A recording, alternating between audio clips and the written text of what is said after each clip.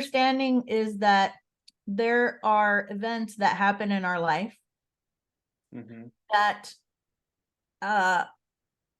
cause trauma. Then there are that instance or instances of those events, they change us in a way. And what they change about us are our thoughts, beliefs, our actions, which in turn affect how we interact with the world and the people inside of it. And those thoughts, beliefs, actions that we carry with us as we interact with the world and with people could cause other events that compound the effects of the trauma that happened before, and the change that came with it, and in your terms, the dark energy that it created or that was born inside of us. So each time as we move through the world and interact with the world and with other people in this kind of like adapted way, in this changed way, that dark energy accumulates over time. And what ends up happening is that we, in essence, move farther and farther away from our authentic self. Yes. To the point where, we eventually get to a point where we say, okay, I don't even not only do I not know who I am anymore, but I don't even recognize myself anymore. Yes. And I need to do something about this. Yes.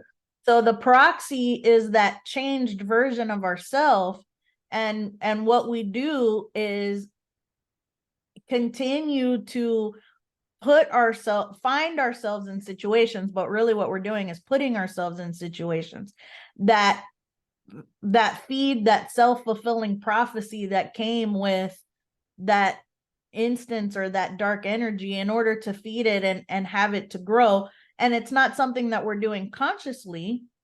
We're not choosing to do that. It's just what happens. So the proxy is this changed version of ourselves, and the diet is that pattern of behavior that develops where we continue to put ourselves in situations that feed that different version of who we are. Very, very good. Did I hit it on the head, or were there some things that were not quite right there? You did hit it on the head. And I guess, okay, I can take this a little further. But yes, that's actually quite spot on. Right. And I'm glad to hear it from your perspective, right? Because I'm used to explaining this in my own words. And it's very interesting to me to hear the same message with your words and your perspective. So that's very helpful. One thing that I use to explain this concept is, the Russian doll? Yeah. Okay. The idea of the proxy and the proxy diet, it's a defense mechanism, because life is hard, right? Things will happen and you will get hit, you'll get into collisions, you get into accidents, and things may happen to you. So this is a defense mechanism where when the impact happens, right? It's just like an airbag when you get into a head-on collision. Your psyche has a mechanism, it's a defense mechanism to help preserve you. So that event does not completely destroy your identity, right? So what it does is it kind of cocoons you subconsciously and creates this proxy that now is able to allow you to function without causing damage to your authentic self. So if we take the Russian doll analogy, right? The tiny doll is still inside someone. And then as life happens, you get layers of these proxies that build up on top of it. And so the idea of a proxy is not that it's necessarily that it's just a bad thing. Technically, it's there to protect you. So when you find yourself in a situation where you have to stand up for yourself, for your own survival, it will turn you into something that has more of a tougher shell, something that is equipped to deal with high pressure or an abusive situation.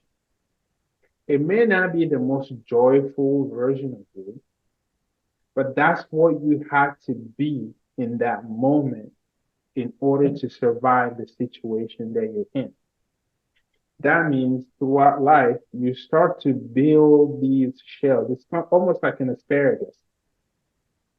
You start to build these outer shells that through life you needed to get tougher and tougher or make yourself into something that would allow you to get through.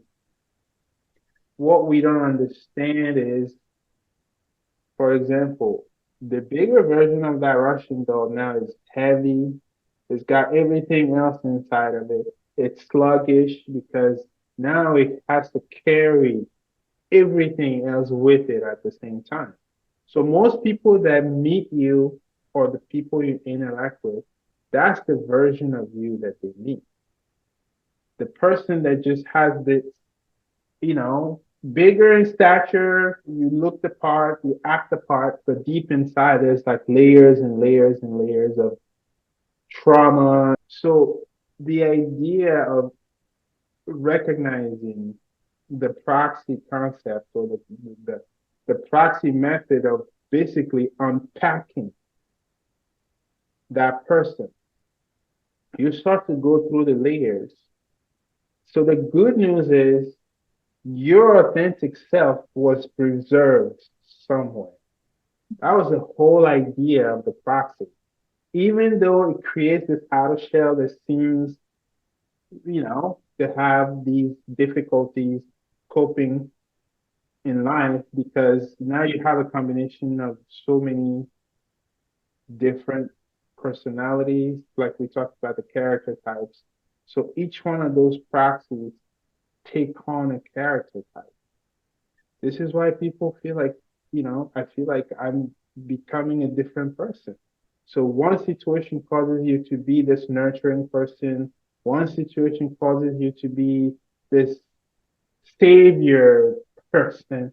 And then another situation causes you to be a pit bull and fighting for everybody else. So then here you are, you have these little shells inside of you. It's like inner shells within inner shells. And when you start to unpack it, you realize this part of me came from this situation I had to deal with. No matter how many years ago, it's still part of it. And that part of me came from this particular situation that I was exposed to. And this part of me came from this conversation and what that person told me and changed my perspective on everything. And this is where that personality comes from. So you're starting to identify your proxy. And believe it or not, you're going to find that you have a multitude of proxies within your psyche. Mhm. So you start with the hardest outer shell, right? That personality that you have right now that you probably don't like very much because it's like, I'm not talking about you personally, but most people don't really like who they are today, right? There's something about it, you just feel like somehow I became this person, but I'm not really recognizing myself in this role, right? So you start there and you start to peel off the shell, the layers, then you realize the further back you go, you start to feel your own essence. You start to feel like yourself. You start to feel like even if somehow your life went in a way that you never even had the opportunity to truly connect with yourself, The more you do this exercise, you start to get a sense of self-discovery. It's like you're meeting yourself for the first time. It's like you're getting to know yourself in a way that you've never been able to before. And if you remove all the shells slowly, it will take some time. It's not something that just happens. It's not one of those things you go sit down in session and it's all clear. No, it doesn't work like that. You have a whole lifetime worth of trauma and psychological disturbances and habits and perceptions built on a lot of different things. So you go through the process. It takes time. You take your time patiently and you deal with it one at a time, or at least acknowledge it, right? Once you go through the process, somewhere inside of all of that, in the heart of it all, you'll find your true self. And once you reconnect with your true self, it's a very powerful thing because then all of a sudden everything you do in life makes sense. You know why you're doing everything you're doing. You know why you know the reason why you're the way you are and you're interested in the things that you're interested in. Why you've been the way you've been your whole life, even though it didn't make sense to you. It's a very interesting journey. So yeah. Yes, yes, I would imagine it is. And anytime when we can really learn something about ourselves, like really learn something about ourselves, that something is uncovered that we didn't know was covered up or we didn't even know was there. When we discover that, it's transformational. I mean, it's incredibly powerful to us.